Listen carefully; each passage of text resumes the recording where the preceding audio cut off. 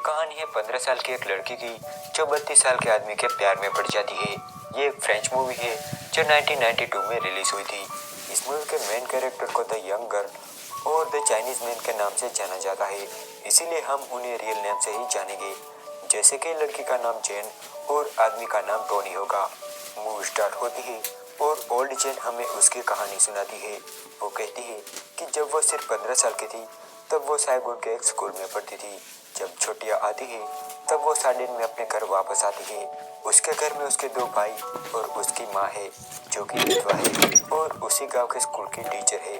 जैन का बड़ा भाई बहुत बदतमीज था जो अक्सर अपने छोटे भाई को तंग किया करता था और वो नशेड़ी भी था, जिससे जैन को वो बिल्कुल भी पसंद नहीं था। तो वहीं उसका दूसरा भाई कमजोर और डरपोक था। जैन जो थी वो राइटर बनने का सपना देख रही थी। अब उसकी छुट्टियां खत्म हो गई थी और वो अपने स्कूल के लिए वापस साइगोन जा रही थी। उसे उसकी माँ बस तक छोड़नी चाहती है। जब बस रिवर क्रॉस कर रही थी तभी वहाँ एक चाइनीज आदमी आता है जो कि बहुत अमीर था। उसका नाम टोनी था। वो कार में बैठकर जेन को देखने लगता है। जेन एक फ्रेंच थी तो टोनी उसे देखकर वो उसकी तरफ अट्रैक्ट होने लगता है। टोनी उसके पास आता है और उसे बातें करने लगता है। वो उसे स्मोक ऑफर करता है पर जेन मना कर देती है। वो उसके साथ फ्लर्ट करने की कोशिश भी करता है पर जेन उसे ज्यादा भाव नहीं देती। टोनी पेरिस से अपनी पढ़ाई पूरी करके घर जा रहा था। बातों बातों में पता चलता है कि टोनी का घर भी साइगोन की तरफ ही है, इसीलिए टोनी जेन को उसके हॉस्टल तक लिफ्ट ऑफर करता है और जेन मान भी जाती है। रास्ते में उनके बीच काफी बातें होती है, जहाँ जेन टोनी को झूठ बोलते हुए कहती है कि वो 17 साल की है जबकि वो सिर्फ 15 साल की ही थी। तो वहीं टोनी 32 साल का था। इसी तरह बातों बातों में टोनी जेन के हाथ पर हाथ रखता है। जेन के लिए ये एहसास एकदम नया था, इसीलिए उसे भी ये सब अच्छा लग रहा था और वो उसे रोकती भी नहीं। अब उसका हॉस्टल आ गया था, इसीलिए वो टोनी को बाय कहकर चली जाती है। अगले दिन जब जेन स्कूल जा रही थी तब वो रास्ते में टोनी की कार को देखती है। दरअसल टोनी जेन के प्यार में पागल था, इसीलिए वो उसे देखने आया था। तब जेन टोनी के पास जाती है और कार की विंडो पर किस करके चली जाती है। मतलब कि उसने भी ये जाहिर कर दिया था कि वो भी उससे प्यार करती है। जब वो वापस आती है तब वो टोनी को ढूंढने लगती है पर वो जा चुका था। जब रात होती है तब वो टोनी को याद करने लगती है। अगले दिन स्कूल में छुट्टी होती है और जेन अपनी दोस्त के साथ डांस कर रही थी। तभी वो देखती है कि टोनी बाहर कार लेकर खड़ा है। ये देखकर वो उसके पास जाती है और उसके साथ चली जाती है।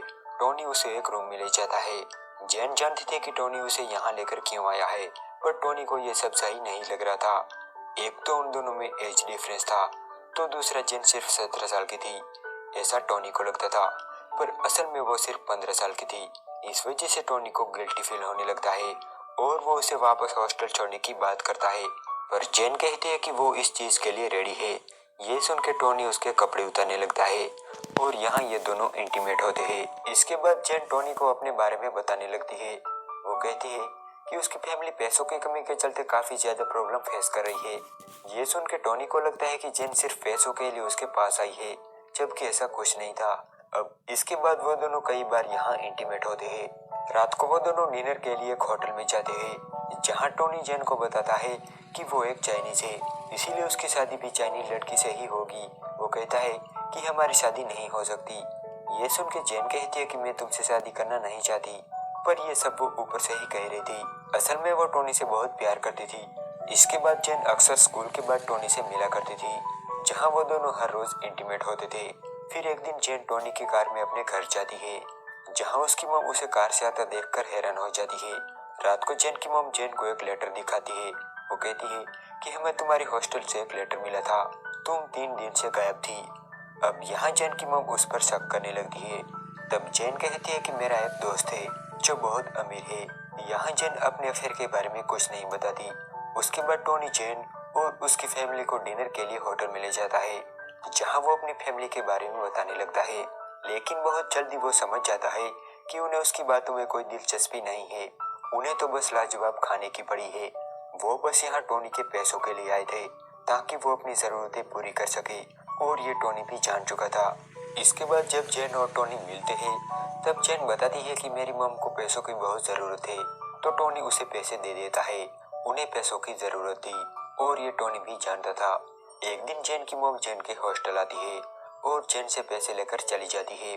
अब हॉस्टल में सारी लड़कियां जेन से दूर रहती थी क्योंकि उन्हें जेन के अफेयर के बारे में पता चल गया था। जब एक दिन जेन और टोनी मिलते हैं तब जेन टोनी से कहती है कि वो अगले साल पढ़ाई के लिए फ्रांस जाने वाली है, तो टोनी अपनी माँ की ऋण याद के तौर पर जेन को दे देता है। टोनी जेन से बहुत प्यार करता था, इसीलिए उससे शादी करने के लिए वो ये बात अपने फादर को बताता है, पर उसके फादर उसे साफ मना कर देते हैं। तो टोनी जेन से मिलता है और उसे कहता है कि हम भाग के शादी कर लेते हैं। ये सुन के जेन को ख्याल आता है कि अगर वो भाग के शादी करेंगे तो उनकी फैमिली को टोनी की प्रॉपर्टी नहीं मिलेगी, इसीलिए वो टोनी से कहती है कि वो उससे शादी करना नहीं चाहती। जब वो घर जाती है तो उसकी मम उसके हाथ में पहनी हुई रिंग देख लेती है और ले लेती है। अगले दिन उसका भाई जॉब के लिए दूसरे शहर जा रहा होता है, जिसे देखकर जेन और उसका भाई बहुत खुश होते हैं। उसके बाद जेन टोनी से मिलती है, जहां वो देखती है कि टोनी पूरी तरह से टूट चुका था क्योंकि अगले कुछ ही दिनों में उसकी शादी थी। तब जेन उसे संभालती है। वो कहती है कि मैं शादी के बाद भी एक बार जरूर तुमसे मिलूंगी। अब उसके बाद टोनी की शादी होती है और जेन उन्हें दूर से ही देख रही थी। अब जेन की पूरी फैमिली फ्रांस जाने की तैयारी कर रही थी। दरअसल टोनी ने ही उन्हें फ्रांस जाने में मदद की थी। जाने से पहले आखिरी बार जेन टोनी से मिलना चाहती थी, पर उस रूम में पूरा दिन वेट करने के बाद भी टोनी नहीं आता। इस वजह से जेन दुखी होकर वहां से चली जाती है। अगले दिन जब वो फ्रांस जा रहे थे तभी जेन टोनी की कार को देखती है। ये देख के उसे लगता है कि वो उसे गुड बाय कहने आया है। रात को बोर्ड पर जेन एक म्यूजिक सुनती है और टोनी की याद में रोने लगती है। अब इसके बाद हम ओल्ड जेन को देखते हैं जो अब एक राइटर बन गई थी। वो कहती है कि कुछ सालों बाद टोनी का कॉल आया था। उसने कहा था कि उसने शादी भले ही किसी और से की है, पर वो मरते दम तक उसे ही प्यार करेगा। और यहाँ ये मूवी एंड हो जाती है।